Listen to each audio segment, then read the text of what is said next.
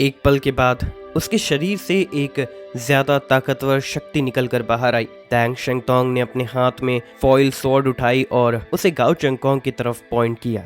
Sword की tip से एक अद्भुत और भयंकर ताकत रिलीज हुई जो सीधा गाओ चेंगकोंग तक पहुंच गई। गाओ चेंगकोंग का बायां हाथ पहले ही एक सील बना चुका था और तियानवू बैलोन का 5वां सील चमक रहा था। आगे गाओ चेंगकोंग के सामने एक बड़ा सा वेस बन गया। वेस का मुंह डैंग शेंगतोंग की तरफ था और सारी भयंकर ताकत उस बोतल में अब्सॉर्ब हो गई। डैंग शेंगतोंग ने अपने दांतों को खींचकर गुस्सा होते हुए चीखा और अपनी ताकत को कंटिन्यू किया। वेस के शरीर पर एक क्रैक दिखाई देने लगा और एक क्लिक की आवाज हुई। गाओ चेंगकोंग का चेहरा देखकर लग रहा था कि उसकी ताकत कुछ कम हो गई थी और गाओ चेंगकोंग डैंग शेंगतोंग के सारे अटैक मेथड्स को समझ भी ले, पर जब एक कैप्टन अपनी जान के लिए लड़ता है तो वो काम रहने के लिए कैसे डील करेगा। फूड मूव, गाओ चेंगकोंग ने चीखा और उसके पीछे एक बहुत बड़ा फूडो मिंग वैंग का शैडो दिखाई दिया। उसने अपने हाथ फैलाए और अपने आप को उसके अंदर पकड़ लिया। वेस ने डैंग शेंगतोंग की सुपरनैचुरल ताकत को बर्दाश्त नहीं किया और एक जबरदस्त ब्लास्ट के साथ फट गया जिससे पूरे बिल्डिंग का फ्लोर एनर्जी से हिल गया। बुलेट प्रूफ ग्लास जो बिल्डिंग के बाहर थे वो भी टूट गया और शॉक वेव के साथ बाहर उड़ गया। कई बिल्डिंग के अंदर भी टूटे और ये सब कुछ जैंगी ने दूर से देखा। उसने देखा कि गाओ चेंगकोंग कुछ कदम पीछे चला गया। खून उसके मुंह से बाहर आ रहा था। डैंग शेंगतोंग का चेहरा गुस्से से लाल हो गया, आंखें लाल थी और वो खून गिरा रहा था। उसकी हालत बिल्कुल अच्छी नहीं थी। अब दोनों कैप्टन्स एक स्लिप एंड लूज वाली बैटल कर रहे थे। जैंगी धीरे धीरे उठता है। अब मेरी बारी है। कहानी का हीरो हमेशा सबसे क्रिटिकल मोमेंट पर अपीयर होता है जब सब कुछ गिरने वाला होता है और फिर वो सिचुएशन को बदल के बिल्डिंग को गिरने से रोक लेता है। होली इंक्विजिशन को अपने दाहिने हाथ में उठाते हुए वो एक कदम आगे बढ़ा और तुरंत कमांड सेंटर बिल्डिंग से बाहर आ गया और ऐसे ही वो चुपचाप मिड एयर फ्लोटिंग में था और उसके हाथ में जो होली सील था उसके आसपास काला अंधेरा मैटर घूम रहा था जैसे अंधेरों की जलती हुई आग। जैंगी अचानक बैटलफील्ड पर आया और सबका ध्यान अपनी तरफ खींच लिया। किसी ने उसे पहचाना और तेंगू स्क्वाड का कैप्टन मार्क किया। वो देखकर बोला, ये तेंगू टीम का कैप्टन है कियोस। वो आ गया। कमांडर इन चीफ की जान बच जाएगी। नीचे खड़े कई सोल्जर्स के चेहरे पर एक्साइटमेंट और राहत थी और लग रहा था जैसे सब जैंगी को अपनी उम्मीद का सितारा समझ रहे हो। पर कुछ लोग ऐसे भी थे जो नीचे अपने चेहरे घटाकर उदास नजर आ रहे थे। जैंगी ने नीचे से शोर को नजरअंदाज किया, अपने हाथ में होली स्वॉर्ड उठाई और सामने जो काला बैरियर था उस पर एक तीखी स्लैश मारी। वो बैरियर टूट गया जैसे एक ग्लास टूट रहा हो। लाइट दोबारा कमांड सेंटर में आ गई और उसी वक्त काला मैटर बिल्डिंग के अंदर जैसे एक शोले की लहर की तरह भर गया, पूरे बिल्डिंग को तोड़ते हुए और सारे फ्लोर्स पर काला मैटर छाने लगा। ये डार्क मैटर सामसारा टीम के मेंबर के आसपास घिरा।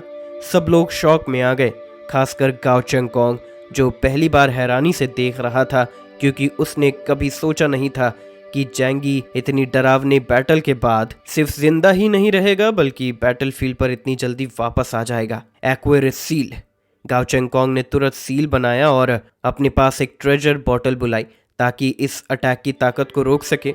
जैंगी बिल्डिंग के बाहर चुपचाप फ्लोटिंग होकर अंदर के लोगों को देख रहा था। इस वक्त वो बिल्कुल एक देवता की तरह लग रहा था। कई कैप्टन्स और वाइस कैप्टन्स की ओरिजिन को डिवॉवर करने के बाद उसकी ताकत काफ़ी बढ़ गई थी। अब उसका स्पेस पावर इतना स्ट्रांग हो गया था कि वो ग्रेविटी को ब्रेक कर पा रहा था। गाओ चेंगकोंग, मैं यहाँ तुमसे बदला लेने आया हूँ। जैंगी के हाथों में जो होली सील था वो काले वॉइड पावर से भरा हुआ था और डायरेक्टली गाओ चेंगकोंग को टारगेट कर रहा था। जैंगी के अपीयरेंस के साथ ही बैटलफील्ड की सिचुएशन पूरी तरह से पलट गई। जूजंग का दिल थोड़ा सा राहत महसूस करता है और एक राहत की सांस लेता है। उसने सोचा, अच्छा हुआ जैंगी आ गया, नहीं तो अगर वो थोड़ा भी देर हो जाता तो हम सब यहाँ मार दिए जाते। डैंग शेंगतोंग के मुंह से खून निकल रहा था और उसे ये सच्चाई एक्सेप्ट करनी पड़ी कि वो गाओ चेंगकोंग से हार गया था। पर जैंगी का आना उसे कुछ तसल्ली दे रहा था। कम से कम जूजंग को उसकी हार की वजह से मरना नहीं पड़ेगा। सब लोग जैंगी को देख रहे थे अपने सभी शुक्रिया और इमोशंस के साथ, पर एक बात तो पक्की थी, जैंगी की इज्जत ब्लिजर्ड सिटी के सीनियर ऑफिशियल्स और आम सोल्जर्स के नज़रों में इतनी बढ़ गई थी कि वो हिस्ट्री में सबसे ज़्यादा था। सेवियर ये शब्द सबकी दिमाग में आ गया। सामसारा टीम की तरफ सिचुएशन थोड़ी अनफेवरेबल हो गई थी। गाओ चेंगकोंग को दैंग शेंगतोंग के डेस्परेट अटैक ने काफ़ी सीरियस चोटों से जख्मी कर दिया था। अगर उसे जैंगी और दैंग शेंगतोंग को एक साथ फेस करना पड़ता तो उसके जीतने के चांसेस उतने अच्छे नहीं होते। लेकिन गाओ चेंगकोंग के पास अपना तरीका था, जेन मेडिटेशन सील डिडक्शन। उसने दोबारा री इनकारनेशन डिडक्शन का यूज़ किया जैंगी को टारगेट करने और इस बैटल के फ्यूचर को समझने के लिए। कुछ देर बाद उसके मुंह के कोने में एक मुस्कान थी, क्योंकि उसने जो फ्यूचर देखा उसमें वो अभी भी जीत रहा था। गाओ चेंगकोंग ने अपनी जगह से खड़े होकर सन स्वॉर्ड उठाई और कहा, जैंगी, दैंग शेंगतोंग, तुम दोनों मिल के मुझसे लड़ सकते हो। गाओ चेंगकोंग को किस चीज़ का डर है? फियरलेस लायन सील एक्टिवेट किया गया और उसने जैंगी को हवा में देखकर अटैक लॉन्च किया। जब वो अटैक हो गया, गाओ चेंगकोंग ने तुरंत एक्शन लिया और जूजंग को मारने के लिए मुड़ गया। जब तक जूजंग मर नहीं जाता तब तक सब कुछ खत्म नहीं होगा। लेकिन जैसे ही उसने अटैक किया, जैंगी का फिगर जल्दी से बदल गया और वो दूसरे लोकेशन पर गया और वो जूजंग के सामने था। होली इंक्विजिटर ने एक स्ट्राइक मारा और सन स्वॉर्ड से टकरा गया। काले शोले और सोना जैसे बुद्धा की रोशनी टकरा गए और आसमान का आधा हिस्सा बिल्कुल दो अलग रंग में दिखाई देने लगा। एक हिस्सा काला था जैसे रात का भटकता हुआ शैतान आसमान से गिर रहा हो, और दूसरा हिस्सा सोना था जैसे 10,000 बुद्धास की रोशनी। पूरी बिल्डिंग का सीलिंग टूट गया और उसके टुकड़े हवा में उड़ गए। जो सराउंडिंग म्यूटेंट्स थे, डेप्यूटी कैप्टन लेवल या उससे नीचे, वो ये ताकत बर्दाश्त नहीं कर पाए और एक के बाद एक दूर तक उछल गए। पूरा कमांड सेंटर अभी एक जबरदस्त बैटल का मैदान बन गया। यानयुन गार्ड्स, सिटी डिफेंस आर्मी और गॉड स्क्वाड के मेंबर्स ने सामसारा स्क्वाड के मेंबर्स को घेर कर दबा लिया। दैंग शेंगतोंग उठकर अपनी फॉइल सोर्ड के साथ गाओ चेंगकोंग पर पीछे से अटैक कर रहा था और लैंग शिंगचैन अपनी जान लगाकर जूजंग को बचाने की कोशिश कर रही थी। गाओ चेंगकोंग की आंखों में ठंडी शैतानी चमक थी। अब उसके पास कोई रास्ता नहीं था, उसे जूजंग को मारना ही होगा अगर सब कुछ सेटल करना है तो, चाहे उसे 2 कैप्टन लेवल के म्यूटेंट्स के साथ भी लड़ना पड़े। उसने सोचा वो फिर भी इनविंसिबल है। मैं तुम्हारा फ्यूचर देख सकता हूँ जैंगी, गाओ चेंगकोंग ने कहा। उसने रीइंकारनेशन डिडक्शन का यूज़ करके दैंग शेंगतोंग और जैंगी के एबिलिटीज़ और फाइटिंग मेथड्स को समझ लिया था। दैंग शेंगतोंग को तो मैं आसानी से हैंडल कर सकता हूँ, लेकिन जैंगी सबसे बड़ा ट्रबल है। इसीलिए उसने तुरंत तैन वू बोवीन को एक्टिवेट किया और पहले जैंगी के म्यूटेंट स्पेस को तोड़ने का प्लान बनाया। अगर एक ही बार में उस स्पेस से ज़्यादा पावर एब्जॉर्ब हो गई तो वो कोलैप्स हो जाएगा। सन स्वॉर्ड को ऊपर उठाते हुए गाओ चेंगकोंग के आसपास एक भयंकर एनर्जी स्टॉर्म उठता है। जैंगी, क्या तुम मेरे अटैक को रोक पाओगे? गाओ चेंगकोंग ने तीखे शब्दों में पूछा। अगले ही पल सन स्वॉर्ड को जैंगी की तरफ टारगेट करके स्ट्राइक किया गया। वो मैसिव एनर्जी स्टॉर्म ऐसे लग रहा था जैसे दुनिया को बर्बाद कर देगा और डायरेक्ट जैंगी के शरीर और उसके पीछे पूरे बिल्डिंग को टारगेट कर रहा था। ये स्टॉर्म इतनी ताकतवर थी कि इसके आने से जैंगी के पीछे सब कुछ तुरंत मिट्टी में मिल सकता था। जैंगी ने अपने अंदर एक सबकॉन्शियस फीलिंग महसूस की। जूजंग और लैंग शिंगचैंग उसके पीछे खड़े थे।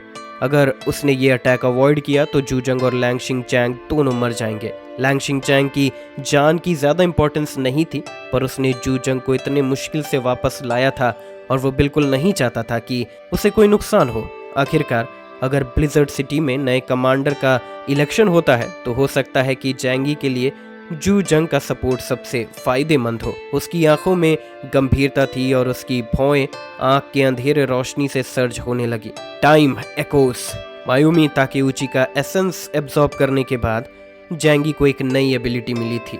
ये एबिलिटी उसकी कॉम्बैट इफेक्टिवनेस को इम्प्रूव नहीं करती, पर उसे बैटल में सरवाइव करने का सेंस देती थी। पहला, वो अपने ऊपर होने वाले अटैक्स को पहले से प्रिडिक्ट कर सकता था और उसके हिसाब से रिस्पॉन्ड कर सकता था। दूसरा, वो अपने अपोनेंट की अटैक की वीकनेस ढूंढकर उसे रिजॉल्व कर सकता था। जब टाइम एको एक्टिवेट हुआ, उसकी बाएं आंख की विजन बिल्कुल बढ़ गई। वो एक पूरी तरह अलग दुनिया में चला गया। गाओ चेंगकोंग के अटैक का आई ऑफ द स्टॉर्म तुरंत उसने लॉक कर लिया, जो उसके पावर का कोर था। जैंगी ने अपने हाथ में होली जजमेंट उठाया और उसे उस भयंकर एनर्जी स्टॉर्म की तरफ पॉइंट किया। डार्क ब्लेड जो वॉइड पावर से कंडेंस हो चुका था, एक ह्यूज एरो की तरह बना और होली इंक्विजिटर की नाइफ के टिप से निकलकर सन स्वॉर्ड से टकरा गया। ब्लैक एरो स्टॉर्म के आई में घुसा और कुछ ही पल में वो रेजिंग स्टॉर्म अचानक एक्सपैंड हो गया।